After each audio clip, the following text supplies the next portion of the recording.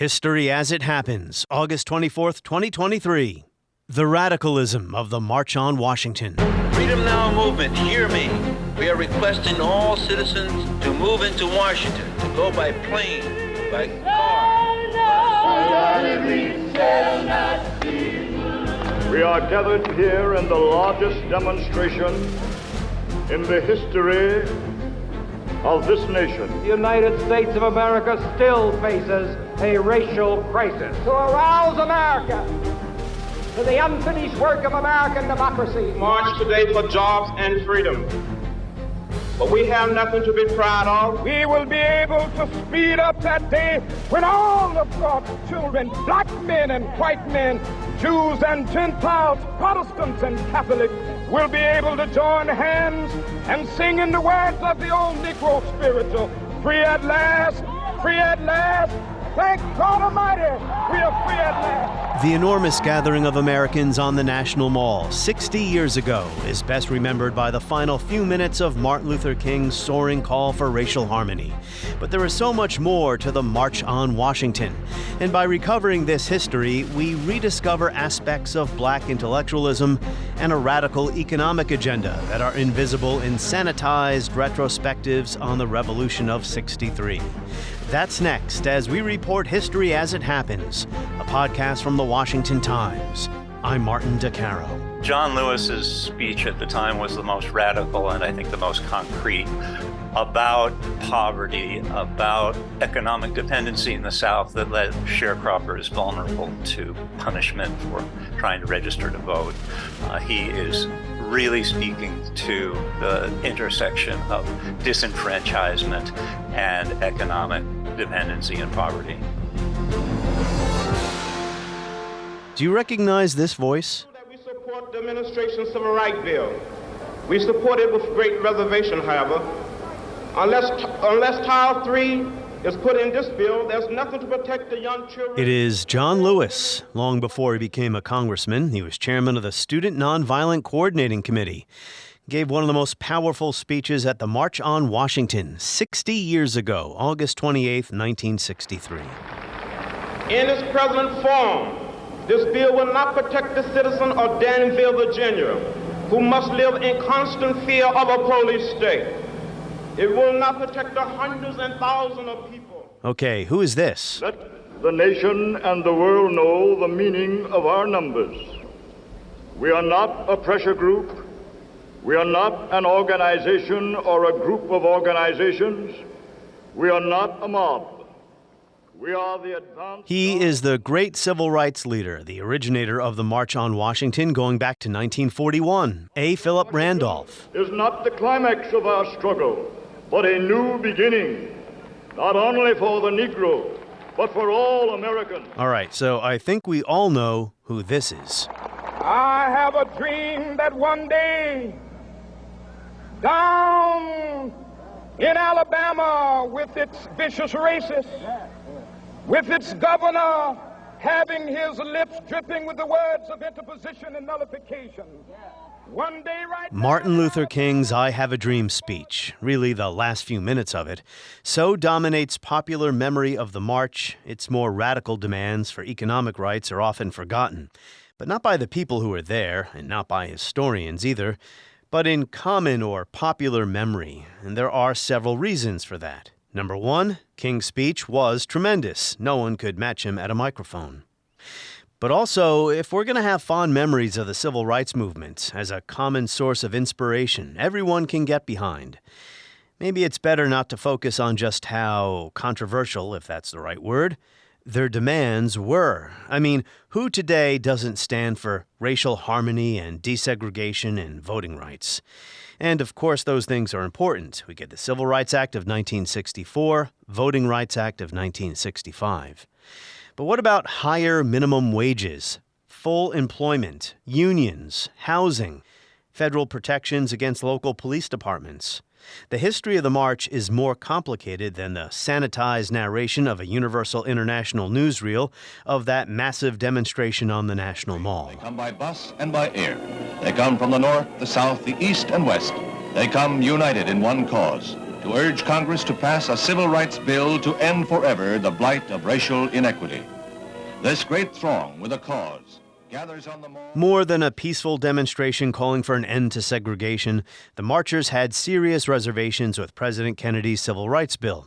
And changing it for the better required the fusion of organizing, activism, or protest, and clever politics, based on what many Americans today might consider a socialist economic vision.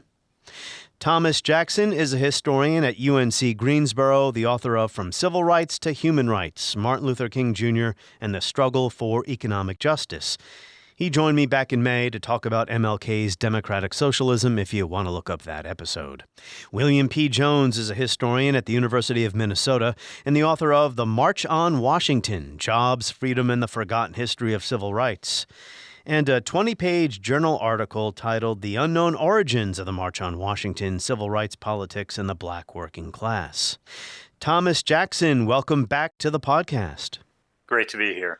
And Will Jones, welcome to the podcast. Hello. Thanks for having me on. So as Thomas and I discussed a couple of months ago, Martin Luther King and the socialist tide he was swimming in, and how that aspect of his legacy is often overlooked or ignored today.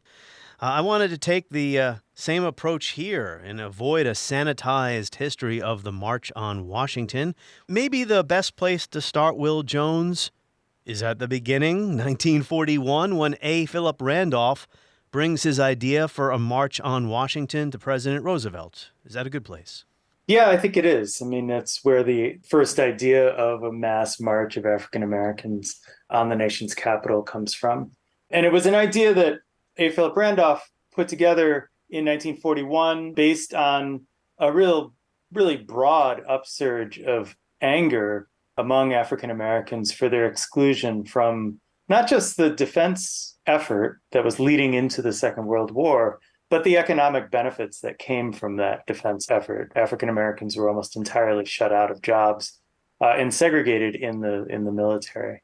And Thomas Jackson, when we discussed Martin Luther King's influences, we should probably also now include A. Philip Randolph, Bayard Rustin, as other African-American thinkers who were swimming in that socialist tide, who had an important role here in the March on Washington, right? Yes. I mean, King had been looking up to Randolph. You can see photographs where he's looking actually quite adoringly at Randolph since the 1940s and had been taking cues about racial and economic justice from Randolph. Of course, he meets Rustin at the Montgomery bus boycott, one of the first Northerners to arrive there and advise him on nonviolent tactics. So those relationships were, by 1963, very much solidified, and King was talking almost as frequently about a so-called Negro Labor Alliance as about any kind of racial justice. Depends on where you look, of course. These men were not communists, right? But they were socialists. I mean, that's an important distinction. Yeah, I mean, both of them were vehement anti-communists. Bayard Rustin had belonged to the Communist Youth League briefly in the 1940s. A. Philip Randolph had belonged to the Socialist Party since the 1920s and had a very strong feeling of opposition to communism as it was then seen in the Soviet Union. He felt that the authoritarian nature of the Soviet Union would have been terrible for African Americans and other working people. So he was a vehement anti-communist, but he was a staunch socialist. Both of them were. And this gets us into a conversation about historiography a little bit here. And I think this is important because it deals with the origins of the march. You've written a book about this, Will, but you've also written an essay about the unknown origins of the March on Washington. And that is, in the early years of the Cold War, NAACP, more mainstream liberal groups, distanced themselves from the more radical elements, the black trade unionists, right? And do we see a separation at this point between political rights and civil rights on the one hand and demands for economic rights on the other? I actually think that, even a fairly mainstream liberal in the sort of post-war period would make the argument that economic rights and civil rights were deeply interconnected, and that the idea that you could, win racial equality simply by gaining the right to vote or, access to public accommodations was naive, that the only way to have a real full sense of citizenship would be, having access to decent jobs, access to decent wages, housing. Those were ideas that were within the mainstream of American liberalism in the post-war period. Some historians have pointed out that NAACP, other civil rights organizations, responded to domestic anti-communism by trying to keep the more radical elements on the black left at arm's length. It's true. I mean, the whole union movement was split right down the middle over the issue of communism in the 1950s because, in many ways, the repression coming from the federal government. But I think Well is right that especially left-led unions like the auto workers or the meat packers or the department store workers, hospital workers, they all had interracial constituencies and memberships. And I do think they were holding on to the idea that we discussed last time from Franklin Roosevelt's Second Bill of Rights, that there are certain material needs that must be met. Yeah, because some have pointed to Martin Luther King's speech at the March on Washington, and we're going to get into that speech. I just don't want to focus solely on it. The I Have a Dream speech. He doesn't really talk about economic rights too much in that speech, whereas John Lewis's speech was all about economic demands, right? The radicalism was there on that front. Even King, if you look at his full speech, I think the Black Revolution of '63 has been reduced to the March on Washington. I think the March on Washington has been reduced to the I Have a Dream speech, and I think the I Have a Dream speech has been reduced to its stunning peroration at the end, celebrating racial brotherhood. But if you look at Martin Luther King's opener, he is talking about the Declaration of Independence as a bounced and bad check that the Negroes have never been able to cash. He talks about the security of justice and the riches of freedom. He's mixing metaphors there, and he does have in mind the material needs of the black masses, especially unemployed black masses. Yeah, but you're right. John Lewis's speech at the time was the most radical and I think the most concrete about poverty, about economic dependency in the South that led sharecroppers vulnerable to punishment for trying to register to vote. He is really speaking to the intersection of disenfranchisement and economic dependency and poverty. We march today for jobs and freedom, but we have nothing to be proud of. But hundreds and thousands of our brothers are not here, but they're receiving starvation wages or no wages at all. While we stand here, there are sharecroppers in the Delta of Mississippi who are out in the field working for less than $3 a day, 12 hours a day. While we stand here, there are students in jail on trump-up charges. Our brother James Farmer, along with many others. So, Will, why does A. Philip Randolph bring the idea of a March on Washington back? Or maybe he never really dropped it, but why does this come about in the early 1960s? What's going on? Right. Well, I mean, he brings it up several times between the 1940s and the 1960s. When he calls it off in 1941, he says, we can do this again whenever we need to. That's sort of on the minds of people, and there's lots of moments when people say we need another March on Washington. The one that really leads to the 1963 march comes about in 1960. It's mentioned in late 1959 as a march for jobs. And for A. Philip Randolph and other members of the Negro American Labor Council, which is a coalition of several thousand Black trade unionists around the country, the real spark for that is that they notice that there is a rising unemployment rate in many Black communities, mostly urban communities. And this is particularly disturbing because this is the most successful period of growth in the U.S. economy. The U.S. economy is growing very rapidly generally. And the reason that there's unemployment rates are rising for African-American workers, they argue, is because of the disappearance of entry-level jobs in manufacturing. They're moving to southern states to avoid unions, they're moving overseas, and they're automating. The automation was the term that they used at the time. They're mechanizing. And this is eliminating jobs that Black workers have just really won access to, in part due to the wins of the mobilization during the Second World War. And so A. Philip Randolph and other Black trade unionists said, we need to do something to call attention to these rising unemployment rates, largely in northern cities. If we don't call attention to this and address this, it's going to lead to mass poverty in Black communities. and they say we need to march on Washington. It's actually their initial idea is to march on the Washington headquarters of the AFL-CIO, to get the AFL-CIO, the Labor Federation, to take seriously some of the anti-discrimination measures that are in its founding documents. Because they'd been trying a long time to get the AFL-CIO to kick out unions that were discriminatory. They kicked out communist unions, but the AFL-CIO leadership claimed they couldn't do anything about racist unions. That's right. So the AFL and the CIO merged in 1955. And during that merger, A. Philip Randolph and other black trade unionists said, look, we need to expel unions who do not live up to the stated principles of the labor federations, which is interracial cooperation. And that Negro American Labor Council you mentioned is formed in 1960. So yeah, the official name of the March on Washington is March on Washington for Jobs and Freedom. Thomas Jackson, what was the typical economic status, if you will, of an ordinary black family in 1960? I mean, Will mentioned a few things about a rising unemployment rate. Can you add to this picture?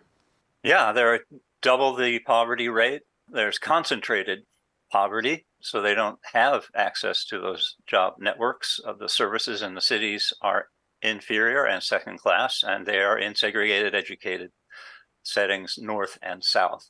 It was dire. There had been 3 recessions since 1957. The whole working class was suffering under those conditions, but doubly so the black working class. And in some ways, they felt abandoned by the black middle class that had been making some gains, through gradual integration into mainstream institutions. And one statistic I found was the median income of black families in 1960 was about half of that of the white median. And also at this point, Will, you alluded to this, many African Americans had since migrated north. They were working in manufacturing jobs. But there was still a sizable portion of the black workforce in the South, right? And they were not even covered under the existing labor rules at the time, like the Fair Labor Standards Act. This was some of the omissions in the New Deal, omissions that were designed to exclude black people, right? That's right. The Fair Labor Standards Act, the National Labor Relations Act, which gives someone the protection to form a union and bargain collectively, the Social Security Act. Those laws all excluded both agricultural workers, which at the time it was passed, was probably the largest portion of African American workers in the country. Since then, a lot of black workers had left agriculture. They had gone into both domestic and public service jobs, which were also excluded from those rights. So if they were working for a city, for example, they didn't have protections for joining a union, for collective bargaining. They weren't covered by Social Security, or the Fair Labor Standards Act, which sets the minimum wage and the 40-hour work week. So, Thomas, would you say that whatever distance there may have been between, as I mentioned, on the one side, mainstream liberal groups, NAACP, and on the other, more radical black trade unionists, that they all do come together and join this mobilization for the march by 1963? Yes, I think the emphasis changed a bit. Randolph initially wanted to call it the Emancipation March for Jobs, where Negro laborers would lead it for their own liberation, what he called a mighty thrust of revulsion, resentment, rejection, and resistance to the blight of black second-class economic citizenship. He joined forces, though. He wanted the masses, as he called it. He wanted a lot of people to show up. At the same time, John Kennedy had just introduced this civil rights bill that was focused on Southern discrimination and public accommodations, exclusions. And he recognized that if you wanted a big march, you would have to include freedom in the slogan and all of the freedom goals of the Southern desegregation movement. They were expecting a filibuster in the Senate. And the Southern forces were ready to sit in the halls of Congress in the event of such a filibuster. And so a lot of them were mobilized to come to Washington. And they, in fact, joined forces with this northern-based black trade union movement. And then the mainstream civil rights organizations realized this was going to happen despite the reservations and opposition of the Kennedy administration. And so Roy Wilkins of the NAACP, Whitney Young of the National Urban League join in part to moderate the tactics. They don't want sit-ins in Congress. They're much more comfortable with a mass rally for one day at the Lincoln Memorial. But I do think if you look at all the speeches at the march, they're all pretty much on the same page. They're all loudly calling for a Fair Employment Practices Commission. Randolph calls more loudly than anybody else for full employment as the necessary corollary to that.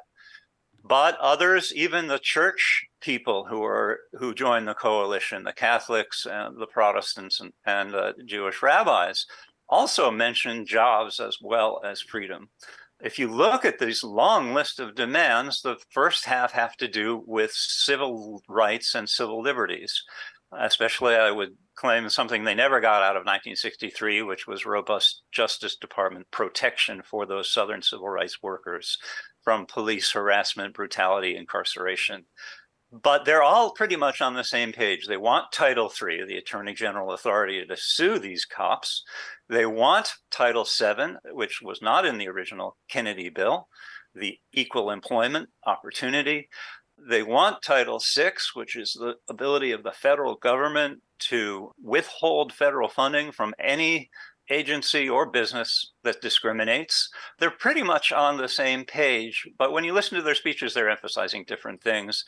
And I do think that the economic demands get kind of washed out among this broad litany of demands, but they also, more importantly, get washed out by the media and the administration that's trying to use this huge event as not a protest, but in fact a celebration of American democracy, a piece of propaganda. You know, Will, when Thomas was here last time, he offered his own ideas as to why we have this sanitized view of the civil rights movement and the King years.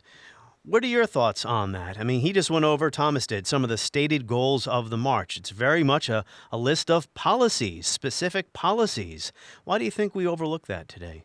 Thomas is absolutely right about the goals of the administration and, to a certain extent, the more moderate civil rights organizations. There was a huge debate and a serious concern about strategy. On one hand, the Kennedy administration didn't want the march to take place. They did everything they could to get this not to take place, to the point of calling all the leaders of the march into the White House and really using Roy Wilkins of the NAACP, Walter Reuther of the UAW to try to convince A. Philip Randolph and others to not have this march.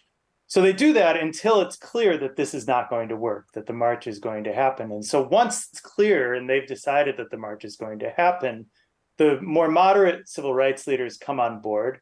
And the Kennedy administration, sort of facilitates it, but always with the goal of trying to moderate its message. So the media really does play down a lot of the more militant demands. There's a really fascinating film called The March, which was created by the U.S. Information Agency and released the year after the march. It was created purely as a piece of propaganda. In fact, by legislation, it was not allowed to be shown in the United States. It was targeted outside the United States to present the march as a sort of celebration of American democracy and the way in which we have the right to protest and peaceful protest as part of American democracy. I mean, of course, it's ironic because, they don't discuss why so many people feel the need to protest in the first place, right? The United States Information Agency, I have the privilege to present to you a dramatic document of man's continuing search for dignity. It is a film about the great civil rights march in Washington, a moving exercise of one of the most cherished rights in a free society, the right of peaceful protest. I believe that this demonstration of both whites and Negroes, supported by the federal government and by both President Johnson and the late President Kennedy, is a profound example of the procedure. I think this sort of repackaging of the march over time really does shape our long-term memory of it. I think it's important, though, to sort of separate that from the way in which it was received in the immediate moment. I mean, first of all, the march took place and it was undeniable. The coverage of it downplays some of the goals of the march, but the goals of the march were pretty well covered in the mainstream media. to a degree that's really, I think, remarkable given the political context. And again, the efforts that went into trying to make this not happen at all. 250,000 or so people showed up. That's right. I mean, there were serious concerns about violence. I was just about to ask you. Kennedy and the police, right? The police were also worried that if a large group of black people are getting together, right? That was their concern? It's important to remember that it took place on a weekday. So people, this was a work day. People weren't there on the weekend. People took off work. Some unions actually negotiated time off for their members to attend. The federal government shut down the federal government during the march. So all federal office buildings in downtown Washington were closed. Most stores, all liquor stores in the DC were closed. They moved all of the prisoners out of the city jail in anticipation that they would have mass arrests and need to use those spaces. So they transferred them out of the city. They staged helicopters with troops in Arlington across the river, ready to swoop in the event of violence. So the preparation and the anticipation of violence was really intense. And so I think the fact that it did not happen and it sort of presented this image of a peaceful demonstration was a very powerful statement of protest. Yeah, I think that's right. I think if you look at the news coverage, I've looked at about 1,000 news articles and I've watched all the television. Only 1,000? Only 1,000, yeah. But maybe half of them have the tenor of the New York Times. Police precautions and festive spirit of Capitol keep disorders at a minimum. A gentle army occupied the city, not the emotional horde of angry militants that many had feared. So the ginned up fears of mass violence and rioting, 14,000 troops on the outskirts. When Roger Mudd introduces the march, there are 7 hours of live coverage. He's saying, well, the main story here is the violence that didn't happen. This is just a very orderly crowd. After the march, they go to a television program after they meet with the president, and the moderator, who's an FBI plant, that's his main message. Well, how orderly, how disciplined you all were. What an achievement you have had that this didn't turn into bloodshed. And it's just incredible how much of the dissident protest, much of the demands that they wanted that were not in the Kennedy bill, get kind of lost in this noise, even to the point where Martin Luther King on that program says, the more you talk about violence, the more there's an invitation to violence. We had a purpose in this city, not just to show that we weren't going to riot. I think it's important to remember the context of other massive demonstrations, which did end in serious violence. I mean, most of us are familiar with the images from Birmingham. The violence was really intense, but let's remember who was perpetuating the violence. Yeah, exactly. It was police attacking innocent, nonviolent, unarmed demonstrators. In some cases, it was mobs of white supremacists attacking them.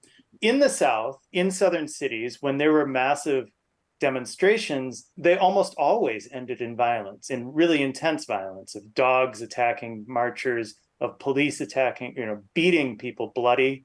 If you read the newspapers from 1962, 1963, and you see comments of people, white people who are not there, mostly northern whites, they're saying, look, these demonstrations are violent, right?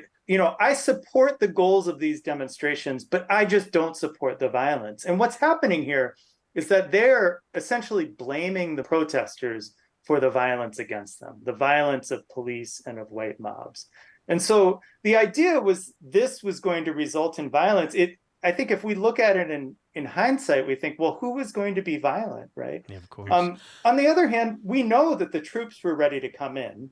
We know that the police in Washington, D.C. were preparing for violence. The American Nazi Party went to the demonstration. They taunted people. They shouted slurs at people. It was very likely that they may use violence. So the violence wasn't completely unfounded, but it was also based upon the idea that, if police attack a demonstration, somehow it's the demonstration's fault. Well, it is true if pushed to the wall by fire hoses, police dogs, and ultimately a Klan bombing, you're going to have crowds of Black people retaliating. And that's what happened in Birmingham. And you have a frightful night of burning and looting after this multiple Klan bombing on May 11th. This isn't the only place that's happening, but I think you're absolutely right. The overwhelming violence is coming from repressive white police and vigilante forces. And there is almost a kind of a knee-jerk frame, that media scholars talk about frames, that nonviolence causes violence. And if there's violence that comes out of this, if you've got Black people fighting back, even if they're not part of the organized nonviolence, that it's their fault. Even John Kennedy, in his stirring address to the nation, introducing Civil Rights Bill, he says, parades and protests threaten violence and threaten lives. So there is a presumptive lack of legitimacy to any mass gathering. In many ways, one of the achievements of the March on Washington is to open up a little bit more of a space for that kind of free expression. The Supreme Court actually helped in that year greatly as well, that people don't seem to realize, but they actually was coming down on the side of protesters who were being arrested at state capitals and restaurants. I think that makes it actually hard for us that's one of the reasons why it's hard for us to understand the concern about the violence, because now we see, a March on Washington is just a sort of picnic. But... Well, the major urban riots of the 1960s hadn't really happened yet. They come a little bit later in the decade. Would you also say that although the civil rights movement, the activists, were not violent, they put themselves in a position deliberately, knowing they would be attacked by racist thugs and police officers, knowing that once those images got on television, in the long term, it would help their cause potentially? I mean, no one wants to get clubbed over the head, but they knew this was coming. They knew if they were going to be brutalized that there should be media and people who are capable of recording it. This is a historiographical debate, too. I don't think King went into Birmingham expecting there to be an international media spectacle with Bull Connor's dogs and fire hoses. I think that's a mistake. They're reading what happened back into the intentions. But surely they were all aware, even since the Freedom Rides, that people can be bloodied and killed. And if there's no exposure or publicity, that just can continue. So one of the strategies was to expose, bring this, as King said, bring this violence to the surface where you can deal with it, where it's visible.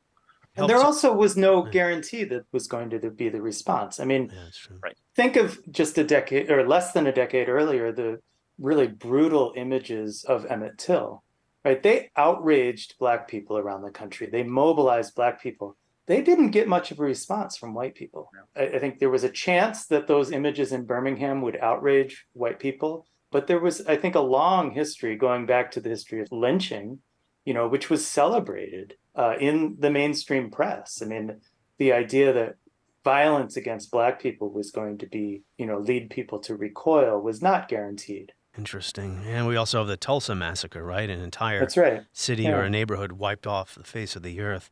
Right. And this wasn't hidden. This was, what's different, I think, are a number of things. There is growing white recognition of the injustice of discrimination and segregation, certainly after the Supreme Court decision. But there's also television and photojournalism that is now able to capture, and this stuff's being broadcast around the world. So the Kennedy administration is feeling pressure from African governments, from non-aligned governments in Asia. This, what is this? What are you running a police state there? I thought you were the leader of the free world. And so that is a point of leverage, and they're aware of that. Dick Gregory makes jokes about that. This thing is being seen in Moscow. How come you can't bring troops here if you send them to South Vietnam? Mississippi people are being brutalized. You can see it. And it's part of the changing network, a changing media ecosystem that I think does open up opportunities to dramatize brutality and oppression. So, Will, you write in your 20-page essay or article on the march, citing a historian by the name of Thomas Jackson. Don't know if you've heard of him. Polls taken just before the March on Washington indicated African Americans were far more concerned with getting a job at decent wages than with getting served at a segregated restaurant.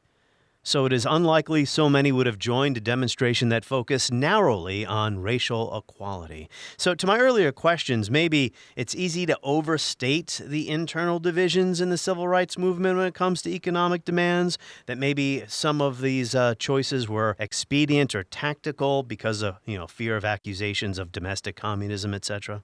Yeah, I mean, I think there's two things about the sort of ideological differences to remember. I mean, one is that I think the issue around communism, I would characterize as more of a partisan issue. It was sort of the relationship specifically to the Communist Party, and by extension to the Soviet Union. I don't think it was as much an ideological difference. And in that respect, even the Communist Party was sort of in the mainstream of the sort of left liberal ideas of the United States. And so those differences largely were about how to relate to the Communist Party, how to relate to people who had ties to the Communist Party. And this was an issue for Dr. King, right? Many of his advisors had previously been connected to the Communist Party. And so there was a question of how do you draw that line, make it clear that I'm not in favor of the Soviet Union, but I draw advice from people who at one point may have been in that milieu. In terms of the way in which this plays out in the march, is that there is a view of the march that was very widely established in the 1980s and 1990s, which was that the march was successful because it focused narrowly on issues that were not controversial, issues like, access to public education, access to voting rights. It sort of built a broad coalition by focusing narrowly. And I think if you accept that is a sort of general tactical question, that you can build a mass movement by focusing narrowly. And I think the experience of the march was actually the opposite. It was that by drawing a very broad coalition around a set of very controversial issues that had deep support among African Americans, that's what made the march successful. So I think any one of the issues would not have gained a broad coalition if there had been a focus purely on jobs, which was the argument that the people who were calling for expanding were saying, jobs are important, but we can't focus only on jobs. There's a mass movement in the South for integration, for voting rights, for public accommodations in schools. So we need to figure out a way to draw a very broad net and bring in a broad coalition around things that really matter to people, not things that are just sort of uncontroversial. Yeah, you can't get all of this done at the same time, but you have to put it all on the table among your demands. Exactly. Thomas? That's exactly right. Yeah. Well, they were also trying to distinguish themselves from the limited proposals of the Kennedy Civil Rights Bill. Mm-hmm. And what was so frustrating to them was that their march was being reported as a march in support of the Kennedy bill. Pass the bill, pass the bill. Yeah, that was a slogan. And Roger Mudd of CBS reports that, well, of course, the whole reason for this march is to pass the Kennedy bill. No, by the end of the broadcast, Roger Mudd has to admit there are all these things that they're demanding that are not in the Kennedy bill. FEPC, full employment, minimum wage rise, and Title III protection, or a vigorous Justice Department enforcement, even to the point of enjoining local police from interfering with voting rights. None of these things are in the Kennedy bill, and they're all trying to get that across, that this struggle, yes, we're supporting the bill, but the struggle will continue unless we get the full interconnected rights agenda. So there wasn't violence, but there was anger, and how could there not be? I think the range or the array of demands speaks to the fact that so little progress had been made since 1865 in any number of areas, political, civil, economic rights. So we're going to get to the King's speech, but let's focus on the more radical or the most radical speech of all. And you touched on it already a little bit, Thomas. The speech by John Lewis. Some of the participants in the march didn't want him to make this speech. They took exception to some of the more inflammatory phrases, and after some tense negotiations, he agreed to delete them. The most famous one being, we're going to march through the South and burn it to the ground the way Sherman did, nonviolently. Archbishop O'Boyle said, I can't join a march. I can't support a march. I can't give my benediction to that kind of rhetoric. And Martin Luther King said, that doesn't sound like you, John Lewis. Who wrote that? So there are inflammatory parts. The thing is, when the newspapers cover it, that's what they cover, what John Lewis took out, what he didn't say. And they cover this as if it's just this terrible division in the March Coalition where the Archbishop is, totally against the students. And no, The major parts of that speech remained intact. And I submit to you, even the moderate civil rights leaders agreed that Title III protections were absolutely essential. But he talks about without Title III, there's nothing to protect young children and old women from police dogs and fire hoses. In its present form, this bill will not protect the citizen of Danville, Virginia, who must live in constant fear of a police state. It will not protect the hundreds and thousands of people who have been arrested upon Trump charges. What about the 3 young men, Snickfield's secretary in Americus, Georgia, who faced the death penalty for engaging in peaceful protest? As it stands now, the voting section of this bill will not help the thousands of black people who want to vote. It will not help the citizens of Mississippi, of Alabama and Georgia, who are qualified to vote but lack a 6th grade education. Why is the federal government prosecuting protesters in the South when so many police are arbitrarily throwing them in jail? They support the Civil Rights Bill, but they support it with reservations. And the really crucial part is he talks about Mississippi. We don't only need an FEPC bill, Fair Employment Practices. We need a bill that will provide for the homeless and starving people of this nation. We need a bill that will ensure the equality of a maid who earns $5 a week in the home of a family whose income is $100,000 a year. He's really looking forward, actually, at the issue of poverty and perhaps anticipating Lyndon Johnson's war on poverty and really bringing up something fundamental, which is if you're poor, you're economically dependent in the South, and there's no chance that you can go get registered to vote without losing your job. But he says, we're working for starvation wages or no wages at all. Where are all my brothers who are poor? They can't make it to Washington, D.C. It's a very hard-hitting speech. And I think that Anna Hedgeman, who helped organize it in New York, said it was the one substantive speech of the day. A lot of others do say, wow, we need Title III, we need FEPC, we need full employment. Nobody else spoke to the concrete harm and struggle of the organizers and the people of the South especially. Because you could picture police dogs and fire hoses in your mind. You can picture a maid earning $5 a week inside of a wealthy home. Will Jones, how then did the march influence at all the Kennedy bill? Did it get changed for the better? Tom mentioned the line about marching through the South and burning Jim Crow to the ground. The other really controversial part of John Lewis's speech was that SNCC would not support Kennedy's bill. Student Nonviolent Coordinating Committee. Right. And John Lewis was speaking on behalf of the Student Nonviolent Coordinating Committee, and he said, we cannot support the president's bill. It's too little, too late. What he was persuaded to change was, we support Kennedy's bill. We want Kennedy's bill, but we have severe reservations, which was essentially the official line of the march, right? We want to pass the bill.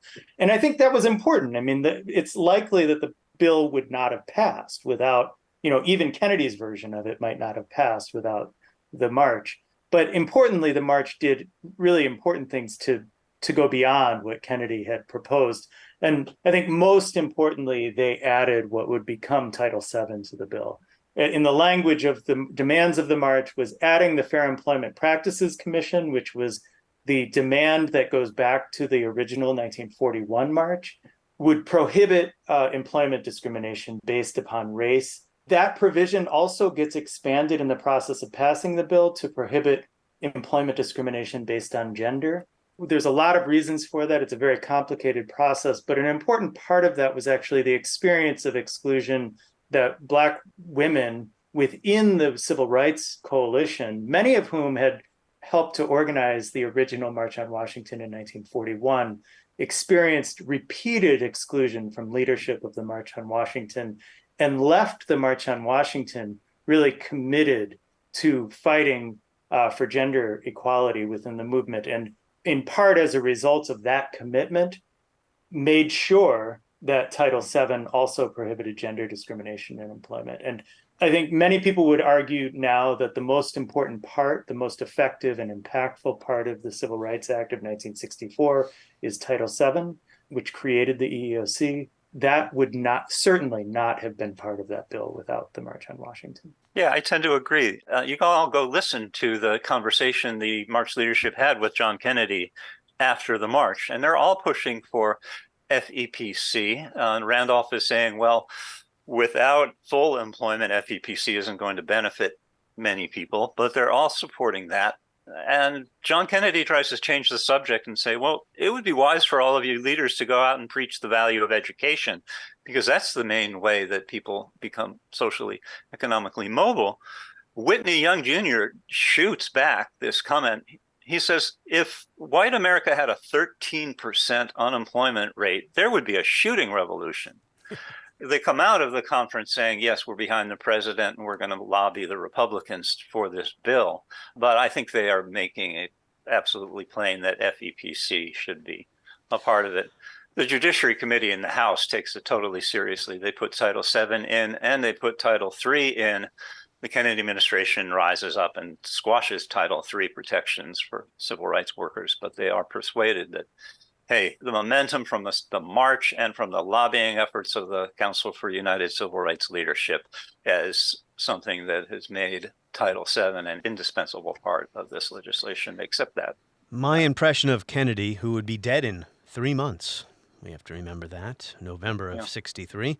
My impression of him was that he was a reluctant civil rights warrior. Do you agree, Will?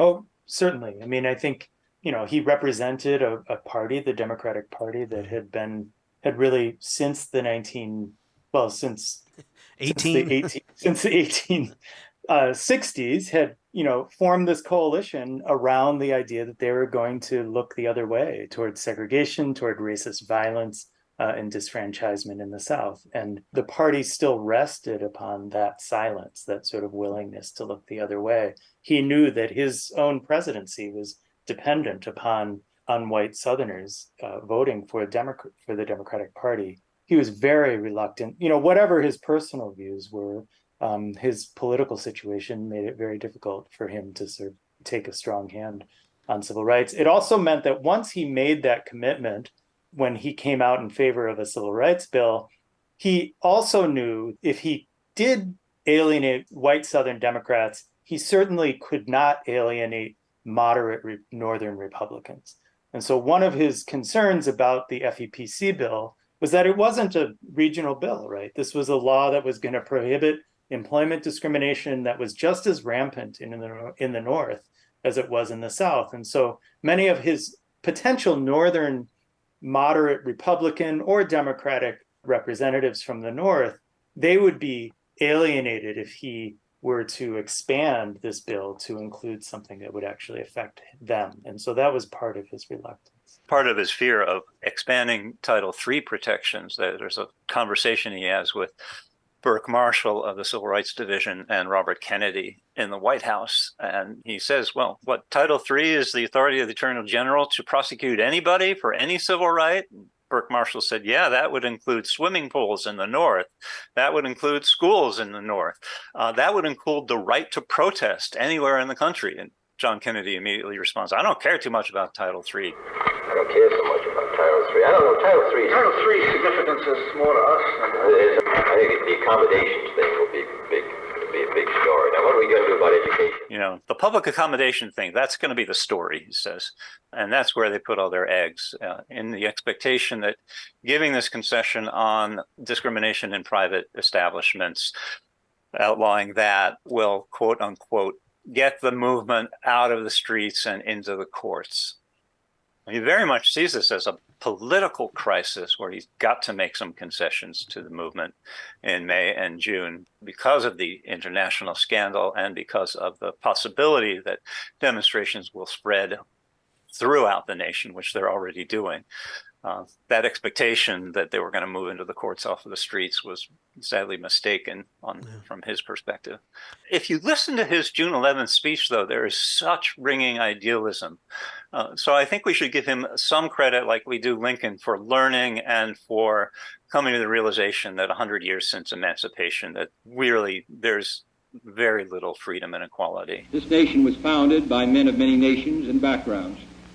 It was founded on the principle that all men are created equal, and that the rights of every man are diminished when the rights of one man are threatened.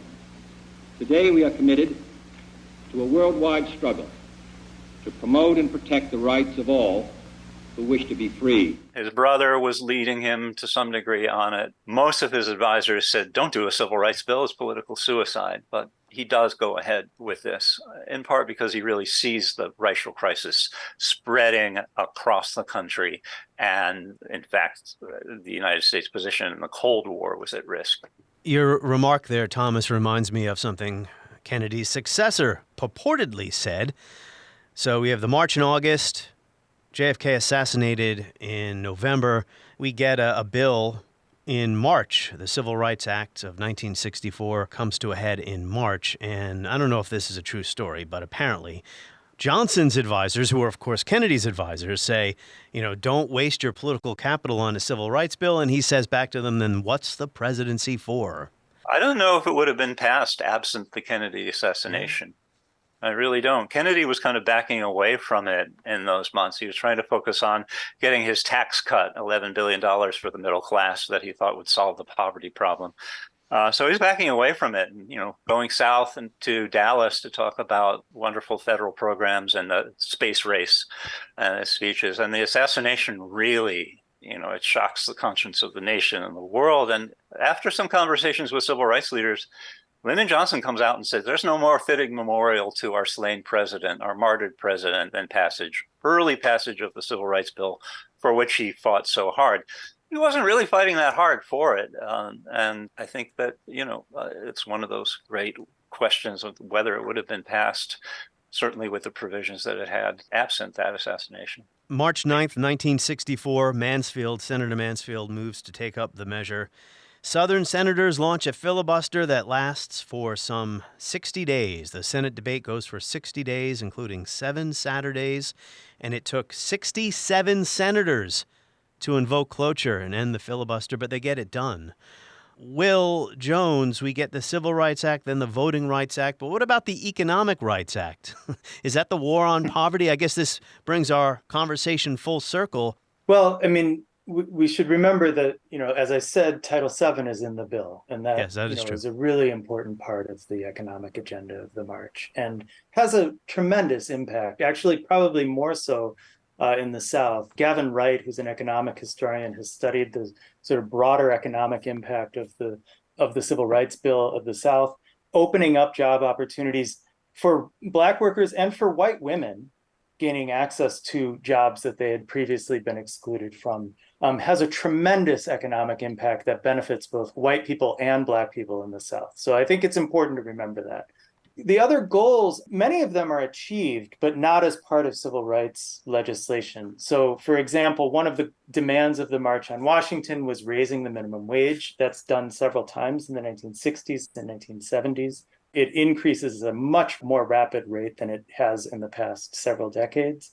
We get the expansion of the Fair Labor Standards Act to workers that had been excluded. These are mostly public sector workers in healthcare and in cleaning jobs that had previously been excluded. So these are really subtle changes that actually have a tremendous impact on hundreds of thousands of African Americans and also many white and Latino workers in cities across the country. So I wouldn't discount that. It also, I think, Johnson comes into the White House, I think, with something of a chip on his shoulder when he's a Southern Democrat. When it becomes clear, when Kennedy is assassinated, the initial reaction of many civil rights leaders is, this is the end of any progress we've made, right? Here we have a white Texan's going to come into the White House, forget it. And I think he comes in with an attitude of trying to prove some of that assumption wrong. And so he actually embraces the Civil Rights Bill. He says we need to pass this as a memorial to the slain president. But I think he, takes it on himself. And I think he actually, as somebody who had a deep experience with poverty in the South, was committed to things like the war on poverty. And these are some of the things that I think resonate with the broader agenda of the march that do get realized, right? May I riff on that? Because Lyndon Johnson often gets short shrift on his catastrophic decisions on the Vietnam War, but he knew the deferred agenda and he kept pursuing it. Part of the march we haven't mentioned is they were demanding the extension of an executive order covering discrimination in housing to apply to all private housing supported by any federal funds. And Lyndon Johnson continues that and finally gets it in 1968 after the King assassination. Similarly, the right of the Attorney General to sue police for violating people's civil rights gets passed in 1968 as well. And that's part of the 1966 Civil Rights Bill that Lyndon Johnson is advocating as well. That's the legislation that convicts the murderers of Cheney, Schwerner, and Goodman, not murder legislation, but civil rights violations. So this agenda doesn't get fulfilled in 1963, but it doesn't go away. I think a lot of the deferral of the agenda can help us explain why students moved to Black Power in the South. They had been completely disillusioned with federal government and its promises. But I think Will's absolutely right. This is real leadership at a moment the nation needed it. The damn Congress, though, they're putting financial constraints on the war on poverty. So Carl Albert is going up to Lyndon and says, you can't get a 1965 budget that's more than 98 billion, you're just not going to let it happen. So Lyndon had to scale back his plans for the war on poverty, and it never rises to the level of what the planners expected it to rise to. But yeah, in conjunction with the Civil Rights Act and in conjunction with a heated up economy from Vietnam and the tax cut, a lot of people move across the poverty line, especially married couples, Black, white, Latino, such that by 1972, poverty is less than half what it was in 1963. Wow, that's significant. And I'm glad you're both here to correct me. I guess I did take too much of a pessimistic view there about the economic rights issue. And it is because we do look back on the war on poverty as a failure. Of course, people on the right believe that the government shouldn't be doing that at all. I tend to believe the war on poverty was sacrificed on the altar of Vietnam, with military spending dwarfing the money that went to the anti-poverty program. And, of course, all that military spending exacerbated inflation as well, which led to more calls to cut spending on domestic programs, did it not? On the other side, you get Head Start and you get an expansion of food stamps. That is, today, food stamps is one of the major redistribution anti-poverty programs. So it's a mixed bag. And I got really pessimistic at early career, too, though. I do appreciate, however, how, liberalism pushed with the energies of a mass movement in 1960s really did achieve some benefits and a more egalitarian society. And it's, I think, really critical to remember that, that the war on poverty, it wasn't a failure when it was enacted and when it was funded. The problem was underfunding and then a really rapid de-escalation of the war. And an administration, a Republican administration, that dismantled a lot of the effort as well. That's right. You're referring to one Ronald Wilson Reagan in 1981 or before that? Richard Nixon. Richard Nixon. Okay, well, there you go. So, final thoughts. We're still discussing these issues today, and I recently spoke to Michael Kazin on the podcast about the number of strikes that are taking place in our country now and how we're still debating in this country whether you're entitled to economic rights and whether there should be higher minimum wages, guaranteed employment, rights to housing, etc. Maybe we can find the roots of this in 1963, but really, even before that. We started this conversation in 1941. One thing that I think we see the sort of upsurge of union activity today, that's almost entirely among workers who did not have rights to collective bargaining, did not have Social Security rights in the beginning of the 1960s, and gained them in part as a result of the civil rights activism. I mean, Martin Luther King was assassinated in Memphis demanding collective bargaining rights for municipal workers, for sanitation workers in Memphis. And that was a movement that had a tremendous impact in passing state laws giving municipal workers the right to collective bargaining in unions. And now we see that that's not a mistake, that the workers who are going on strike are teachers, are nurses, are municipal workers. They're also, workers like Starbucks workers who also are sort of excluded from those rights for various reasons. So I think it's important to understand that there's a continuity of those battles. But I also think, it's not really an issue of sort of wondering whether we focus on what we've won versus what we didn't win. It's really a really complex relationship between the two. And I think we need to understand when was progress made And I think that period after the March on Washington, there was a tremendous amount of progress. It was limited, but it was significant. Now, why was the progress made? It's a story of politics. I think it's also a and story organizing. of protest and organizing. My final kind of thought was that we see after Black Lives Matter a real, especially at the state municipal level, a real crackdown on public assembly and protest. And it's pretty much the same issue as the 1960s.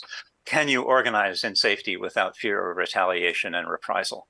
And I think that civil liberty in his scholarship the last couple of years is really indispensable, as it was in the first years of the 20th century for labor organizers, but for anybody trying to organize oppressed people. And so bring in appreciation of the relationship between people in the streets and the police, and trying to arrive at its protections, not only from employer retaliation, but from police retaliation and police repression, is really an important component of going forward. I said it would be my last remark, but what you both said just reminded me of something I learned from reading your work. A. Philip Randolph had this discussion with his fellow activists. You know, at some point you have to go out in the streets and protest. You just can't have private meetings with legislators and, send them letters in the mail. You have to go out and make a scene, and not just make a scene, but have something to say. I know folks here, I live in Washington, so there's protests all the time. I know people will say, well, what good does this do? It's out there, blocking traffic, etc. Well, we know that these things make a difference. The March on Washington made a huge difference. I guess I would add another, I think, important component, which is organization. And I think that was something that, A. Philip Randolph really, I think a lot of civil rights leaders, Bayard Rustin also really knew, Ella Baker, who's somebody we didn't talk a lot about, but I think they understood the importance of building institutions in which working people had power and the ability to articulate their agendas and their needs, and to really be part of a political movement. And that's not just a matter of going out in the streets. It's about building institutions that are lasting and have connections to other institutions. And I think what I really take away from the march in 1963 is the long history shows that it really did take 20 years between the first march and the second march to build institutions that could articulate an agenda that was in the favor of working people, that could bring those people to Washington, actually get them there, and then to carry through with a really effective legislative agenda. And none of that, I think, would have happened if the focus had just been on showing up in Washington, but rather building really deep-seated grassroots organizations that could sustain a movement. Yeah, that's great. That's great. I think even King appreciated that, even though his forte was mobilizing people for large demonstrations. He says, as part of his dream speech, go back to the South, go back to Mississippi, go back to Alabama, organize, demonstrate, continue this movement. This March on Washington wouldn't have been possible without the Black Revolution of 1963, but it would have just psyched off a bunch of energies if it had not continued and pointed forward toward re-engagement of those local organizing efforts. Alice Walker says that's the line from the March on Washington that she remembers most vividly. Go back to the South. She said, I didn't want to go back to the South, but she did. She went back to Meridian, Mississippi to continue her organizing as part of SNCC. Well, coalition politics is indispensable to getting things done in our system. I think some people forget that today when they complain about a lack of progress, right? Yeah. Local politics, local mobilization too, local issues.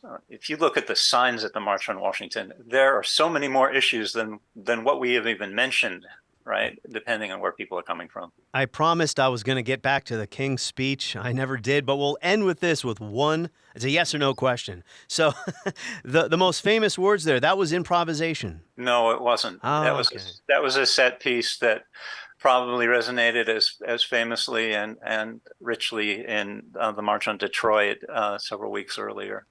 It was a set piece he borrowed from another minister, the whole idea of the dream. He did diverge from his script too, though, but that was something that was part of his repertoire. Like any musician, he's just got a very wide repertoire, and Mahalia Jackson encouraged him to tell him about the dream, Martin, and that's where the direction he took it.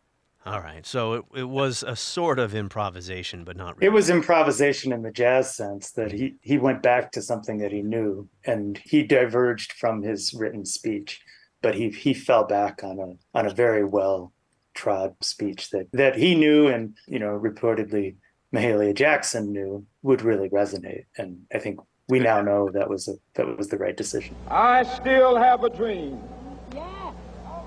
It is a dream deeply rooted in the American dream.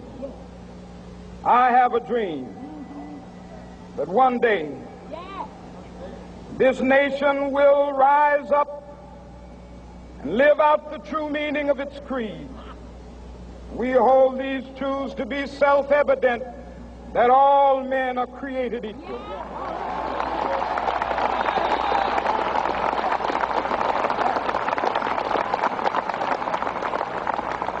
I have a dream that one day on the red hills of Georgia, the sons of former slaves and the sons of former slave owners will be able to sit down together at the table of brotherhood. I have a dream that one day,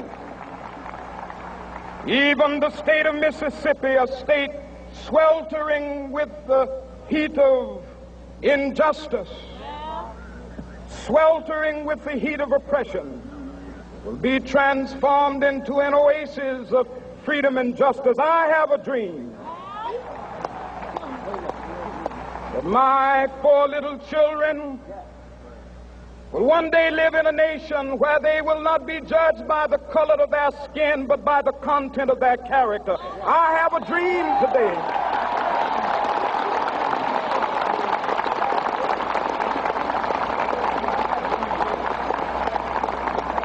I have a dream that one day, down in Alabama, with its vicious racists, with its governor having his lips dripping with the words of interposition and nullification, one day right there in Alabama, little black boys and black girls will be able to join hands with little white boys and white girls as sisters and brothers. I have a dream today. Make sure to sign up for my newsletter at historyasithappens.com. You'll get an email every Friday morning from the Washington Times. And on the next episode of History as It Happens, we're going to deal with another anniversary, but not one that is front of mind for most Americans.